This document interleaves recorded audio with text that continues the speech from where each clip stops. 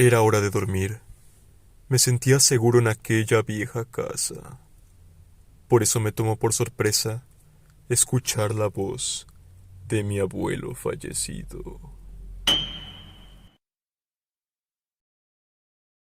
Los últimos años de mi abuelo Francisco fueron difíciles. En algún momento, realmente parecía que había perdido cualquier memoria de nosotros, de su familia, de su vida, de quién era él. Poco a poco, se fue perdiendo a sí mismo y nosotros también lo fuimos perdiendo. Junto con mi tía, nos mudamos con él para cuidarlo. Creo que dentro de lo que cabe hicimos que pasara sus últimos momentos lo más tranquilo posible. Pero había cosas que sí nos asustaban un poco.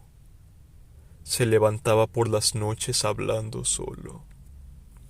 Teníamos que buscarlo en la oscuridad, escuchando y siguiendo sus susurros por toda la gran y oscura casa, la cual, de noche, podía llegar a resultar bastante tenebrosa.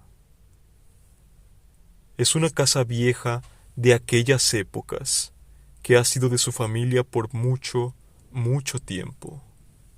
Otra cosa que nos incomodaba era cuando se levantaba de su cama y se ponía a mirar el rincón del cuarto y comenzaba a hablar solo. Y cada que alguien entraba a preguntarle con quién estaba hablando, se quedaba completamente callado. Cuando lo que sea que tuviera se agravó, parecía ya no ser consciente de la gente que tenía a su alrededor. Ya no le importaba lo que decíamos, y ni siquiera quiénes éramos. Es por esto que nos parecía muy raro que cuando entrábamos a la habitación de mi abuelo y lo encontrábamos mirando aquella esquina, hablando solo, decidiera por fin notarnos y guardar silencio. ¿De qué hablaba nuestro abuelo cuando estaba solo? ¿Y por qué se empeñaba en ocultarlo? Y bueno, cuando dije que nos incomodaba, quizá fui muy suave. La verdad es que nos aterraba hasta los huesos. Mi abuelo ya no era el mismo. La Navidad anterior fue la primera que pasamos sin él, pues finalmente pasó a mejor vida, a una donde recordará de nuevo la maravillosa persona que fue, una vida donde se volverá a reunir con nuestra abuela y con varios amigos y familia. El encontrar sus cartas y sus escritos sin sentido ni coherencia de los últimos meses fue una experiencia que nos dejó desgarrados por dentro, ya que parecía que había otra persona habitando en él, alguien que no era nuestro abuelito, algo extraño y perturbador. Esta Navidad decidimos pasarla en su casa, como un homenaje, como una forma de recordarlo. Unos meses después de que murió, tuvimos que poner la casa en venta, así que sabíamos que esa sería nuestra última festividad en esa casa donde vivimos tantos momentos en familia. Mis tíos también acudieron. Fue una fiesta grande como no se hacía desde que yo era niño. Creo que desde los anteriores funerales que no nos reuníamos tantos de nosotros. No, aún más. Desde los tiempos en que mi abuela vivía y aún era joven, que no nos reuníamos todos. Aquella noche anterior a la fiesta del 23, yo fui a quedarme a la casa. Había vivido los últimos 2 años ahí, así que prácticamente era mi casa también. Era hora de dormir. Me sentía seguro y en confianza en aquella vieja casa. Por eso me tomó por sorpresa escuchar la voz de mi abuelo fallecido. Primero creí que era un sueño. Escuché la voz de mi abuelo, los susurros en la noche de esas veces en las que se sentía mal y se salía de su cuarto para esconderse en algún rincón. Estos susurros sonaban tan reales que me levanté de golpe de la cama para ir a ver cómo se encontraba mi abuelo. Pero antes de llegar a la puerta, reaccioné. Por un momento olvidé que mi abuelo ya estaba muerto. Atribuí todo lo sucedido a mi cansancio, mi imaginación, y el hecho de que estuviéramos recordando mucho a mi abuelo en la última reunión. Me reí un poco para mis adentros. Ya estaba cansado, y por volver a la cama, cuando escuché algo nuevamente. Pero esta vez sabía que no procedía de mi cabeza. Escuché un susurro pasando la puerta. Estaba seguro de que ese susurro no era una voz, un sueño dentro de mi cabeza. Alguien, algo, que se escuchaba como mi abuelo, estaba ahí afuera de la habitación. Abrí la puerta y miré a todos lados. Solo había oscuridad. Prendí la luz del pasillo. Había luz para recorrer todo el pasillo y hasta las escaleras, pero la sala aún estaba en total penumbra. Y entonces, un sentimiento que había quedado en el olvido de mi niñez. El miedo a la oscuridad. No me atreví a mirar fijamente hacia allá abajo, hacia la sala. Sé que esta noche algo pudo pasar, que pude haber visto algo, quizá a mi abuelo. Pero mis piernas simplemente no respondieron. El cabello se me erizó, y no me atreví a dar un paso ni siquiera hacia atrás. Nunca había sentido tanto miedo. Yo jamás había tenido la certeza de que lo paranormal existiera, pero en ese momento, volver a escuchar la voz de mi abuelo, discutiendo, sonando preocupado, pero poco a poco su voz tornándose más relajada, hasta que terminó riendo. Era una risa serena y sincera como las de mi abuelo. Escuchar su risa sabiendo que mi abuelo ya no estaba con nosotros fue algo que me dejó paralizado del horror y la melancolía. Sentía que si bajaba a la oscuridad de la sala, podría encontrar a mi abuelo una vez más, como cuando estaba vivo, y abrazarlo. Pero entre más me parecía posible el hecho de verlo ahí abajo en la sala, después de saber de su muerte, me llenaba de horror y miedo de morir de la impresión. Y la verdad no salí corriendo simplemente porque tendría que haber atravesado la mitad de la casa a oscuras. Así que me pasé la noche en vela en mi cuarto hasta que me ganó el cansancio. Lo siguiente que ocurrió fue el otro día en la reunión de Nochebuena, con toda mi familia ahí. El bebé de mi primo Raúl tenía entonces unos 11 meses. En aquella reunión, lo dejaron dormido un rato en el cuarto de mi abuelo. «Ay, que le eche un ojo el abuelito y la abuelita», dijo la esposa de mi primo en tono de broma. Fue y lo acomodó en la cama que antes era de mi abuelo. Pensaron que era el lugar más seguro de la casa para un bebé. Todos estábamos en la sala, cuando de repente se escucharon gritos en el cuarto de arriba. Era el bebé. Estaba llorando. Todos escuchamos los gritos, pero los que estaban más cerca eran mi prima Yulisa y yo. Así que fuimos a atender al bebé. Mi prima Yulisa entró primero. Los gritos al entrar al cuarto retumbaron por toda la casa. Mi prima entró corriendo por el bebé, pero tan rápido como entró salió del cuarto. Ninguno de los dos dejaba de gritar. Nos acercamos rápido pensando en que el bebé se había caído, que había tenido un accidente o que había ocurrido algo peor. Pero poco a poco, entre gritos tartamudos de mi prima, entendimos lo que nos quería decir. Nos decía que había una señora en el cuarto mirando al bebé. Entre más gritos, mi prima intentó describir lo que había visto. Decía que una señora estaba sentada muy derechita con las manos en el regazo de la silla, frente a la cama del abuelo. Entonces, mi tía, quien fue la que más cuidó a nuestro abuelo cuando se encontraba en vida, dijo que cuando mi abuelito hablaba solo, lo hacía mirando hacia esa silla en particular. Pero la verdad es algo que no puedo asegurar, pues la verdad yo no estuve tan atento a los momentos en los que cuidábamos a mi abuelo. Y no sé por qué si nuestro miedo nos hacía conectar puntos en ese momento, o queríamos intentar darle algo de sentido a lo que ocurrió, pero quizás mi abuelo siempre estuvo charlando con mi abuela, y el vínculo de su amor pudo atravesar las barreras del más allá. Aun pensando que fue un bonito momento, no pudimos terminar ahí la velada, así que movimos todo a la casa de mis tíos. Pero sin embargo, esta será una Navidad que nunca podremos olvidar. ¿Cómo disfrutar de la Navidad? Faltaban pocos días para Navidad. Por suerte había comprado los regalos a principios de diciembre, justo para no hacer compras de última hora. La casa en la que estaba habitada, cuidadosamente decorada, y el árbol de plástico estaba acostado de la sala, junto al sillón. Era obvio que amaba la Navidad. Era su tiempo favorito del año. Se debía a que cuando era un niño conoció a Santa Claus. Así es, me escucharon bien. Él lo conoció, pero nunca se lo había dicho a nadie antes. Ese era su secreto. Se hizo un chocolate caliente con pequeños malvaviscos dentro y se sentó en un sillón a recordar aquella maravillosa noche. Era un 25 de diciembre de 1994, cuando tenía apenas 6 años. Pasó sus primeras 10 navidades en la cabaña de su tío Gerald, en Alaska, donde el invierno arrasa con sus fuertes ventiscas. En esas fechas toda su familia se reunía para festejar y pasar buenos momentos juntos, momentos que todos llevarían en su vida para siempre y en sus mentes. La cabaña se ubicaba cerca de la ciudad, pero tenía un camino que se podría tomar por el patio trasero, que llevaba a un bosque de pinos. A ninguno de los niños les era permitido jugar ahí de noche, por razones obvias. De todos modos, nadie rompía las reglas, o de otra forma habría consecuencias.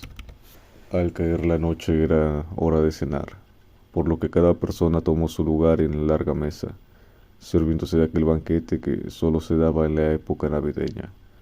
Los abuelos contaban historias, los tíos y las tías afirmaban y los niños eran como siempre, solamente reían. Qué hermoso era aquel ambiente familiar. Más tarde todos siguieron con lo suyo y tomaron de nuevo su individualismo. Había varias habitaciones en la cabaña, alrededor de 6, sin contar los baños ni la cocina, y había 4 familias viviendo juntas. La increíble espaciosidad de la cabaña hacía difícil tener a la vista a los niños. Por eso habían cerrado todas las puertas con llave, para mantenerlos adentro, donde estarían calientes y seguros. Todos los presentes eran óptimos padres, siempre al tanto de sus hijos y de brindarles lo mejor, mas no importaba cuánto protegieran a sus retoños. Estos siempre hallarían la forma de escabullirse y vivir experiencias del tipo: yo era un inquieto, pero si no hubiera hecho eso, no sería quien soy hoy. Inconscientemente así pensaba Dylan, quien no logró convencer a sus primos de afuera. Qué mal, pero ellos se lo perderían. Él tenía muchas ganas de salir y hacer un muñeco de nieve. Revisó por toda la casa para encontrar una puerta abierta, sin tener éxito. Decidió entonces salir por la ventana de una de las habitaciones desocupadas. ¿Quién buscaría ahí? Sus primos lo habían perdido de vista y la única a notar la huida fue la pequeña Susan, una niña autista que no lograba pronunciar una palabra. Dylan salió vistiendo nada más que un suéter ligero, un pantalón largo y una bufanda. Se dirigió a la entrada del bosque luchando por sacar sus pies de la nieve. Dando pasos consistentes, logró llegar al primer árbol de pino, donde se detuvo a descansar un rato. No había ni pasado ni 10 minutos y ya se encontraba pálido como un fantasma. Su suéter no calentaba tanto como lo había imaginado, y sus orejas se ponían cada vez más frías. Quizás esta fue una mala idea, pensó inconscientemente. Pronto de entre los árboles escuchó ruido. Miró asustado y vio a un hombre que lo observaba fijamente de frente. Gritó del susto y comenzó a correr a la casa, pero su cuerpo respondía lentamente y la nieve no lo dejaba ver. En un momento cayó y no encontraba fuerza para levantarse, pero no iba a rendirse. Apenas aquel viejo se le acercara, lo patearía y continuaría corriendo. Escuchó cómo el hombre dejó caer algo al piso y lo levantó, recibiendo en su gordo pecho una innecesaria patada. Tranquilizó al niño y le dijo que no se preocupara, pues lo llevaría de vuelta a la casa. Desconfiando, Dylan se dejó cargar. El hombre era blanco, con cabello y gran barba blanca, usando anteojos que lo hacían ver más amigable. Estaba completamente vestido de rojo y usaba también un gorro navideño. No cabía duda. Aquel era el mismísimo Santa Claus, quien llevaba regalos a todos y ahora le estaba salvando la vida. El hombre lo dejó recostado en la puerta trasera y dijo que no tocara el timbre de la cabaña hasta que lo perdiera de vista. Solamente en ese momento podría pedir que alguien le abriera la puerta. El niño le preguntó si él era Santa Claus y el hombre rió a carcajadas. Al principio burlonas, luego más amables, simulando el verdadero Santa Claus. Y le respondió que sí, y que llevaba regalos a los niños que vivían al otro lado del bosque. Por la enorme sonrisa de Dylan supo que le creyó, y lo hizo jurar que no podía decirle a nadie que lo había visto, o si no, no podría seguir repartiendo regalos, y el niño sintió que ahora la Navidad dependía de mantener aquel secreto a salvo. Qué inocente. El hombre retomó su camino al bosque, junto al saco que llevaba, y se lo puso en el hombro, y sin voltear atrás se perdió entre los árboles. Fue entonces que Dylan tocó el timbre de la casa repetidas veces, esperando que alguien le abriera rápido. Y ahora habría consecuencias, pero no le importaba. Había visto el momento más maravilloso de su vida. El hombre continuó su viaje, complacido con que no tendría que matar al único testigo de su ruta. Su objetivo era asesinar a todas las prostitutas que encontrara, pero nunca a un niño. Él tenía nietos y habría sentido que degollaba a uno de ellos si mataba a un niño cualquiera. No, los niños eran inocentes, pero las prostitutas eran impuras y las hacía pagar cuando les cortaba el cuello. Así pensaba él. Finalmente llegó a su pequeña cabaña a la mitad del bosque. Entró y se quitó su abrigo rojo y puso el saco en la sala. Mañana se encargaría de esconder el cuerpo porque ese era Navidad, y ya había llegado tarde a la cena con su esposa. ¿Qué trajiste?, preguntó la tierna señora. Una castaña de ojos oscuros, llamada Carol, de 29 años, bastante bonita pero muy mal hablada. Cuando le pregunté si disfrutaba su trabajo, me dijo que amaba lo que hacía. No sabes cuánto asco me dio, respondió la señora. Seguramente fue un placer asesinarla, dijo la señora con una sonrisa sádica. A lo que el hombre respondió: no hay mejor forma de disfrutar la Navidad, querida. La misteriosa Navidad de la tía Antonia. Cada Navidad suelo hacerme la misma pregunta: ¿qué habrá sido de mi tía Antonia y de mi primo Ángel? Sin embargo, las respuestas al día de hoy nadie las sabe. Esto es porque el último recuerdo que tengo de ambos fue una Navidad que pasamos juntos. Yo habré tenido alrededor de 11 años de edad cuando mi mamá me llevó a casa de la tía Antonia a pasar la Navidad. Me impresionó mucho lo grande que era su casa. Había una gran cantidad de cuartos, tanto en su planta baja como en el segundo piso. Aquel día muchos parientes nos encontramos en su casa para festejar esa fecha. Mientras los adultos preparaban la cena, los niños, que solamente éramos Ángel, que tenía unos 13 años, y yo, nos encontrábamos en el patio trasero de la casa viendo las estrellas. Yo a mi tía no la conocía personalmente. Tan solo había oído un par de veces comentarios de gente adulta diciendo que era rara, en todo el sentido de la palabra. Pero hasta ese entonces jamás la había visto. No le conocí en lo absoluto y, para ser sinceros, tampoco tenía ganas de conocerla.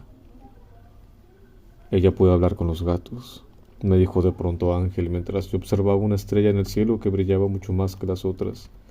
Ella, ¿quién?, pregunté al no comprender a cabalidad a quién se refería.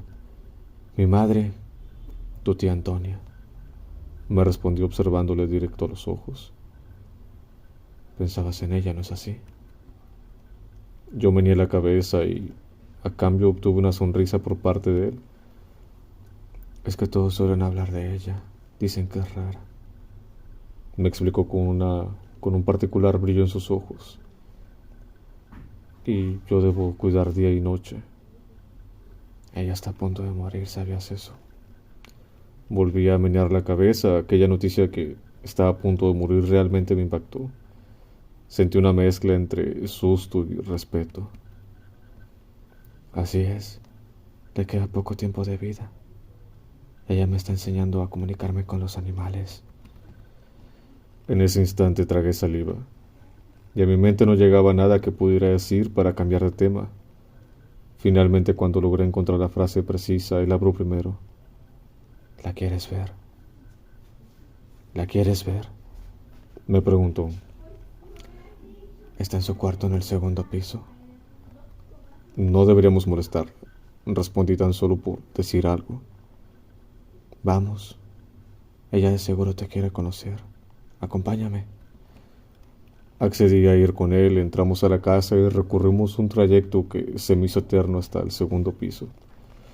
Pasamos por entre medio de los adornos navideños y de los adultos que iban y venían con una copa en la mano. Al llegar arriba un oscuro pasillo se presentó ante nosotros. La última habitación es la de ella, me dijo mientras nos adentramos en el pasillo. Ángel iba unos pasos más adelante que yo. ¿Es simpática?, le pregunté, invadido por temor y la oscuridad. Tanto como yo, me contestó a la vez que me cerró un ojo en señal de confianza. O eso supongo. Finalmente llegamos al final del pasillo y frente a nosotros una enorme puerta de acero. Aún recuerdo el detalle que tenía un picaporte externo, lo que me inspiró un gran temor. Ángel era un poco más alto que yo. Se asomó por una rejilla corrediza que existía para mirar al interior. Luego de observar por unos segundos me preguntó si me encontraba listo. Creo que sí, respondí no muy convencido. Ángel quitó el picaporte y bajó una perilla para quitar los seguros de la puerta. Luego procedió a abrirla en medio de un gran esfuerzo. Tú primero, vamos, entra, me dijo mientras sostenía la puerta. De no haber sido por mi buena voluntad de corazón infantil, no hubiese accedido jamás a hacer todo esto que estoy contando. Entré lentamente al cuarto y me di cuenta de que todo estaba muy oscuro. No había luz por ninguna parte. Al preguntarle a Ángel por algún interruptor, este me respondió que se encontraba un poco más adelante, que continuara avanzando. Y así lo hice. Caminé muy lentamente hasta que comencé a escuchar un extraño jadeo, como si alguien respirara con mucha dificultad a causa de una herida o algo por el estilo. Fue ahí cuando me di cuenta que ya estaba más o menos por la mitad del cuarto. ¿Tía Antonia?, pregunté a punto de orinarme los pantalones. ¿Soy tu sobrino Andrés? De pronto, y en medio de la absoluta oscuridad, pude ver un leve movimiento a mi izquierda, más específicamente en un rincón. Al no recibir respuesta alguna a la pregunta que hice, me di cuenta de que yo no quería estar en ese lugar. Volví a preguntarle a Ángel por algún interruptor, pero tampoco obtuve respuesta. Miré hacia atrás y la puerta ya estaba totalmente cerrada, y mi primo se había marchado. Luego, en medio de lo más profunda oscuridad, comencé a escuchar unas tenebrosas carcajadas. Venían del rincón donde algo se había movido. Las carcajadas comenzaron muy despacio y luego a un nivel de volumen se elevó hasta convertirse en unos gritos estrepitosos. Yo retrocedí invadido por el temor más grande que he sentido en mi vida hasta apoyar mi espalda contra la puerta por donde entré. Empecé a gritar el nombre de mi primo y a llamar a mi mamá, pero las diabólicas carcajadas de lo que yo hasta el día de hoy creo que era mi tía Antonia no me dejaban oír mi propia voz. Súbitamente la puerta se abrió y yo salí de inmediato. Era mi mamá quien había llegado a ver qué pasaba. La abracé llorando de miedo y pude ver en el pasillo se encontraba Ángel apoyado en una pared y de brazos cruzados. Supuse que lo habían regañado por haberme encerrado en ese cuarto. Recuerdo que cuando pasé junto a él para bajar el primer piso con